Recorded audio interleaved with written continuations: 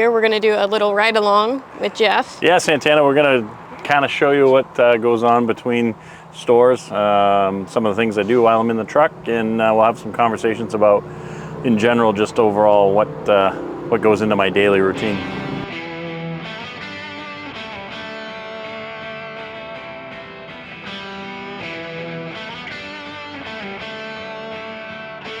What do you like in your coffee, Santana?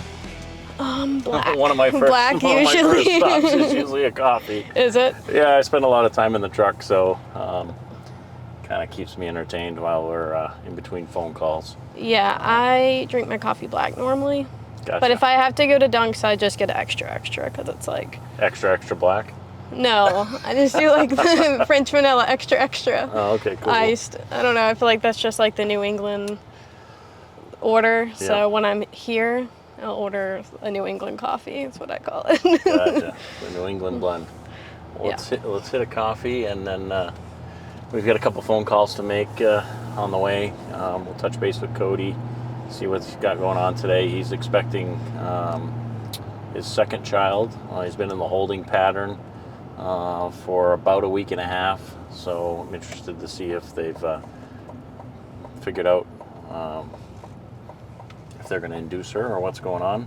So he's been a little preoccupied, but he's definitely engaged at the store, trying to make sure everything's all set for him not being there for a couple days. Right. So it's good stuff. What did you have going on this morning before you got in? So I started this morning. My normal morning is Dan and I banter back and forth, usually between 5:30 and 6, with kind of what the agenda of the day is. Any hot topics that have come up. Today's was just some employee concerns. We're restaffing and hiring some additional ASMs or salespeople for the stores. So I've been interviewing. I've got some interviews later today and tomorrow. Rochester is a store we're really focusing on right now. It's a brand new build. It's a new GMC store, and we just want to get the staffing level where it needs to be. The store has a ton of potential. It's got really good inventory. And Dan's typical morning when we're talking is strategizing about if we're moving inventory around, pricing. If we see that we're dropping a little bit position-wise in the market, we'll adjust price up or down 1 or 2%. And we've had issues with the dealership's not looking their part lately. And when I say that, inventory parked properly, stuff cleaned on the front line, no holes in the inventory. So we're really becoming less tolerant of these guys not managing their stores.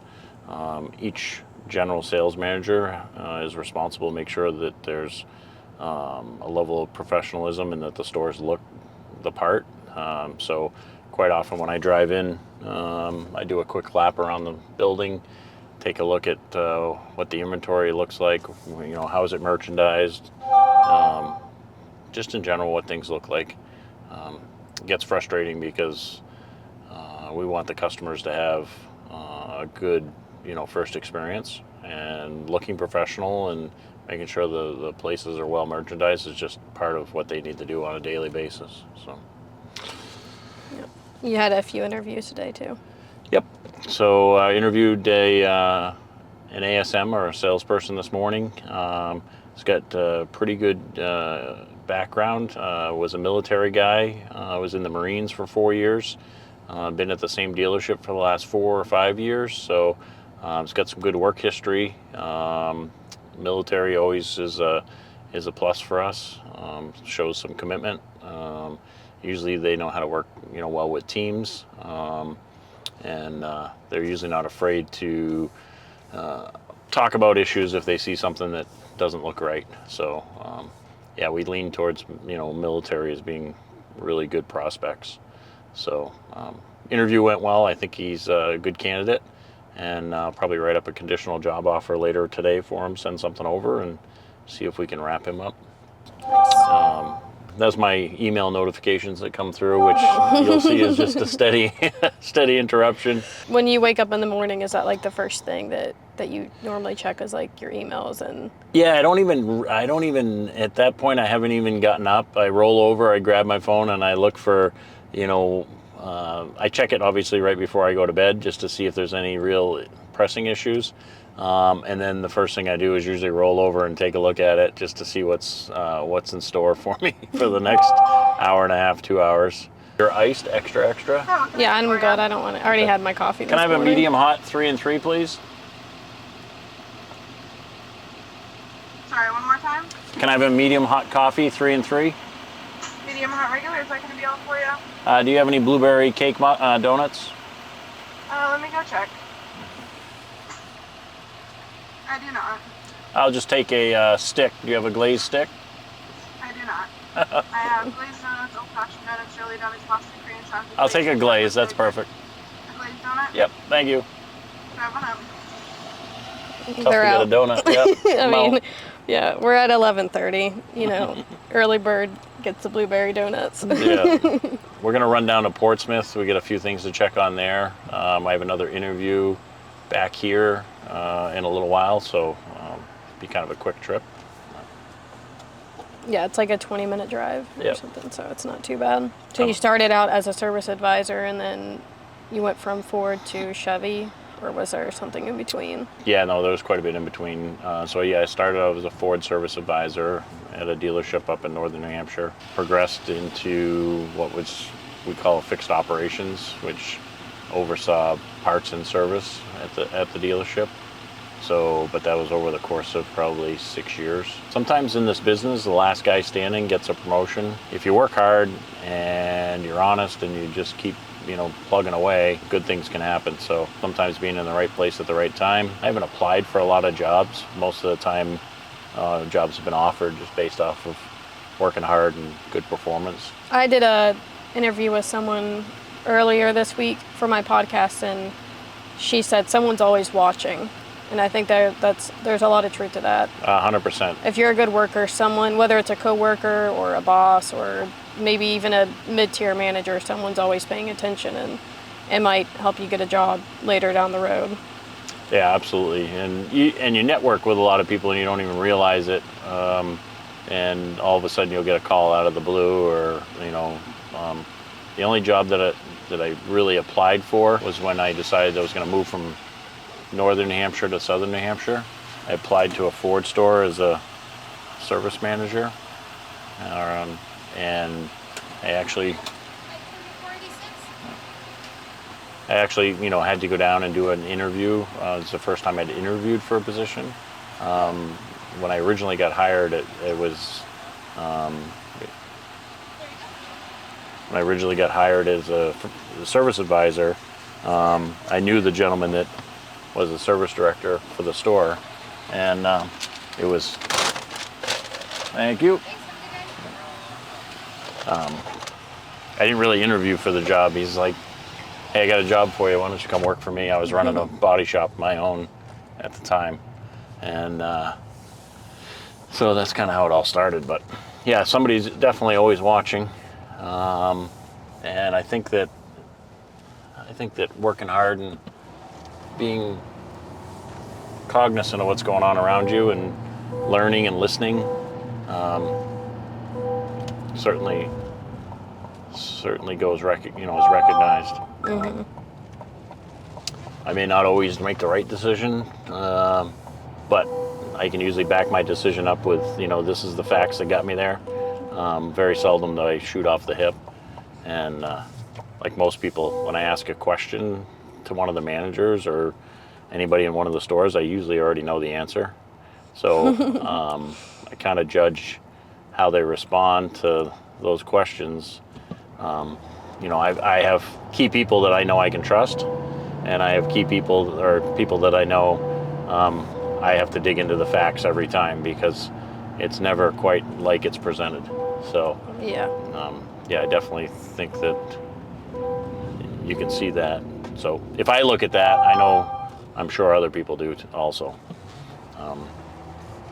What's the hardest thing been for you, like going from, because you were the manager at Newport a few years ago, and then you became the manager for 5 dealerships. What's been the hardest thing for you? So yeah, I was the general manager in the Newport location. I got sold with the furniture. Oh, here we go. Yeah, see what it is. Hello, Hi, good morning. Is this Jeff? this is. Hey, good morning, sir. This is I hope I'm not disturbing you. I'm not sure if you know who I am or not. I'm not 100% sure, but what can I help you with? Oh no, thank you, Jeff. I understand.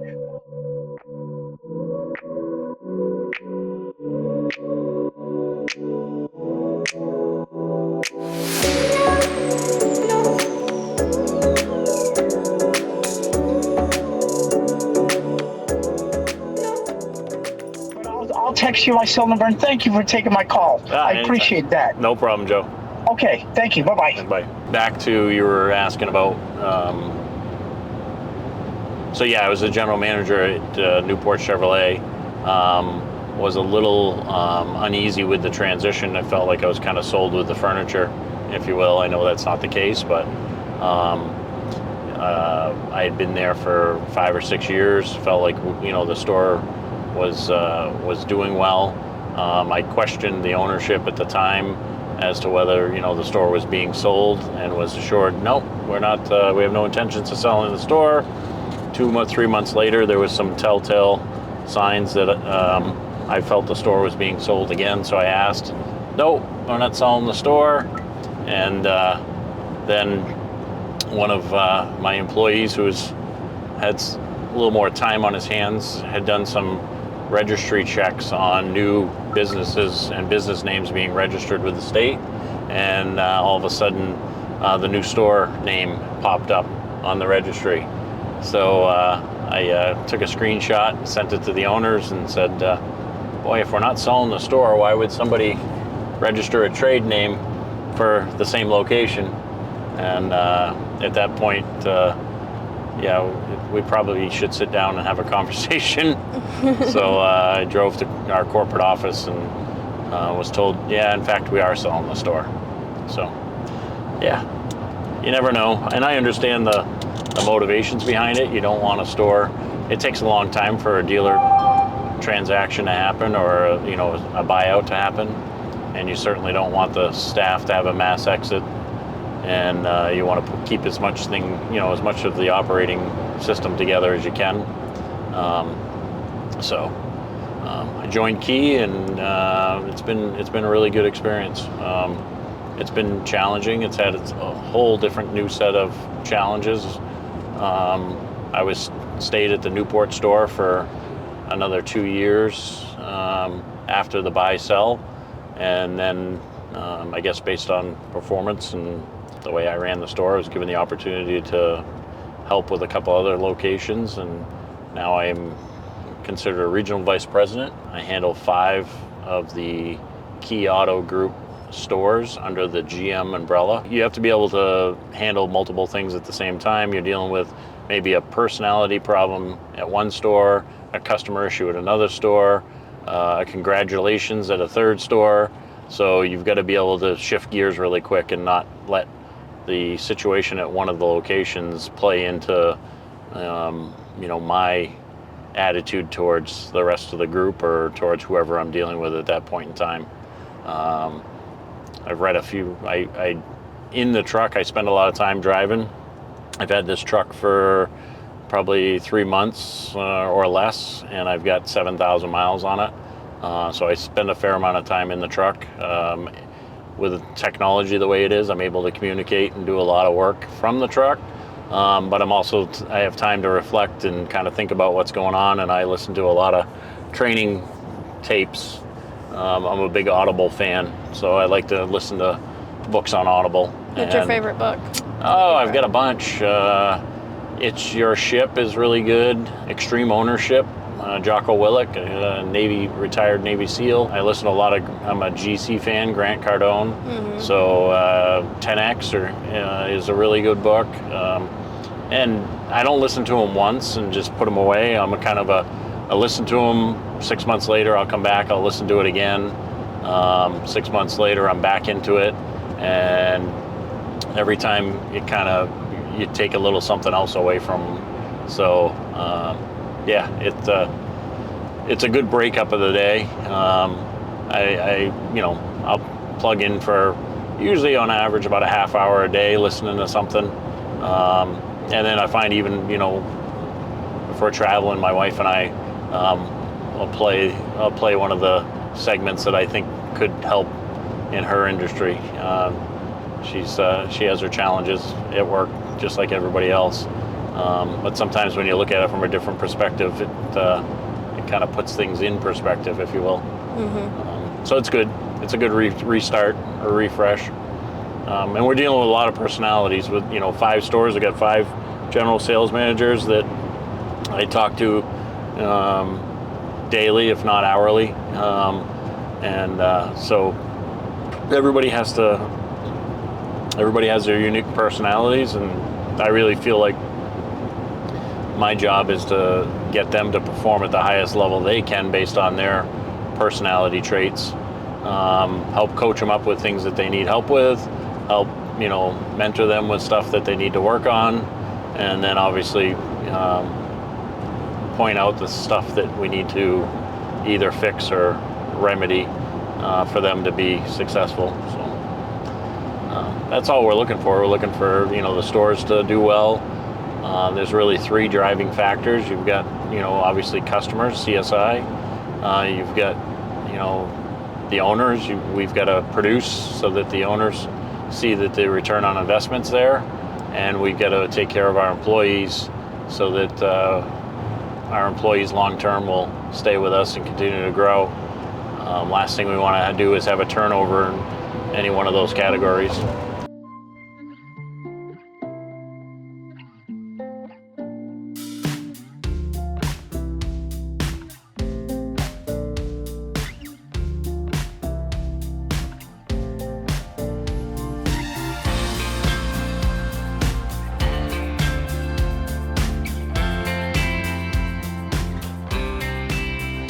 Were you ever in sales?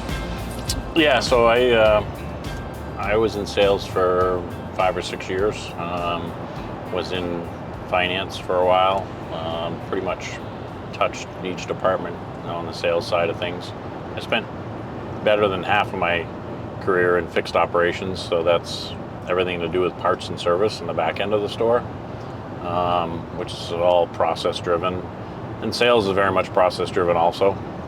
But yeah, I spent my time selling. I've sold quite a few cars. Met some of my best friends or people that came in to buy a car from me, and 20 years later, we're still friends. I kind of look at it that way. Like every time you sell a car to somebody, you're building a relationship, and I typically am very open to give people my contact information. They have my cell number, they've got my email, and like I say, it's believe it or not, I probably 4 or 5 of my closest friends are people that I met selling cars to. What's your biggest tip to someone that's selling cars? So there's a lot of tips. One of the things I think that happens quite often, people get into the car business without understanding that it's a major career. So they kind of get into the car business saying, hey, I need a summer job, or I need something quick and easy. Well, 1, it's not quick, and 2, it's not easy. But the perception is, you sell a few cars, you can make some money. Which is true. You can have a pretty good career in sales. People don't take it. I hear people want to go into pharmaceutical sales and go into insurance sales, other industries, and the only difference I think is that those industries require you to do a lot more training and secure probably some good fundamental skills. If people took the car business as serious as they take those industries, they could be hugely successful. But they get into it as a kind of a short term, like I'm just going to take this job and see how it goes. And 5 years later, they're still in this job doing the same thing.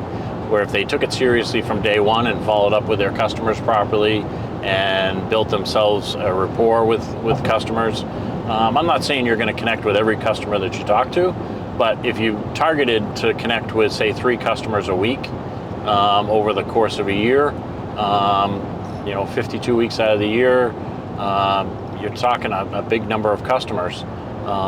3 years from now, if you've made a connection with them and you've stayed in contact with them, the typical customer trades every 3 years. So now all of a sudden you start to have your repeat cycle. The other issue that we see is quite often salespeople do really well for the first 3 months. They follow the process. They don't try to reinvent the wheel. They don't know what they don't know, if you will. So they listen to what we tell them and they follow through with it. What ends up happening is after 3 or 4 months, all of a sudden they become experts in the field and they decide to, freelance a little bit and maybe not do the follow-up the way that we suggested, and maybe not present the numbers the way that we suggested, and maybe not demonstrate the vehicle, the product the way we have shown them. So all of a sudden they're an expert and they start to see their sales decline. And then they get in their own head a little bit as far as, why am I not as successful as I was before? It seemed really easy before. Well, it's because you're trying to shortcut the process. So we really have to watch that closely and make sure that we don't let them deviate from the process, because that's usually when they become frustrated and things don't go as well as they anticipated, and they're not as successful. So we pay attention to that very closely because we don't want that to fall. We don't want anybody to fall into that trap. And they don't always see it. They're like, well, this is easy. I've got this figured out. Well, I've been doing it for 34 years and I wouldn't say I have it figured out. I'd say I understand it changes and you constantly are evolving. There's always new systems, but the fundamentals are, build a rapport with a customer, demonstrate the product. I truly believe people buy when the value exceeds the price. It doesn't matter if you're buying a pair of shoes or if you're buying a car. If we haven't done a good job demonstrating the value and building rapport with the customer, they're probably not going to buy from us. So, and I can see that when I go into a store and talk to different salespeople immediately. You can understand why this one salesperson does so much better than the rest. You can see he's at his desk, he's working his follow-up, or she's working her follow-up, and they're engaged in the process. They have good rapport with their customers, their CSI scores are good. It all plays into it. Played a lot of sports growing up. Everybody always says practice makes perfect, and I had a coach and a physical education teacher that said, no, perfect practice makes perfect. You can practice the wrong swing at golf and you will continue to not be good at golf. You have to practice the right swing and do it well, and then you will be successful. Well, same thing in the car business. If you practice the right routine and the right follow-up and the right demonstration, you can be very successful. So those are kind of my tips. Like, take it seriously, do it well. If you're here, don't just be punching the clock and worried about putting in your time.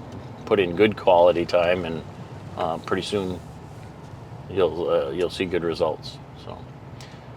So we're pulling into Portsmouth Chevy. This is the original Key stores.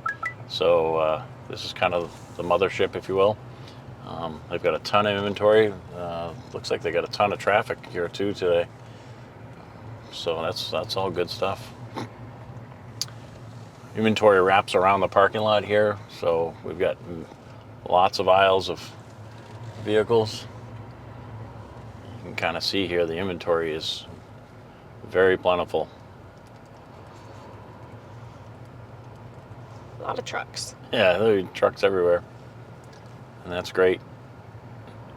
We monitor the inventory at all the stores and shuffle stuff around and move stuff as we need it based off of what the sales rates are at any particular store. So it's all good stuff. We'll tuck out back here. I don't want to take a customer spot. I'm a firm believer I can walk. A customer needs to be able to park out front. So you'll always find my truck parked out back. Thanks for riding along with me today. We'll meet the guys in the showroom and go over a few things, and then we'll go from there.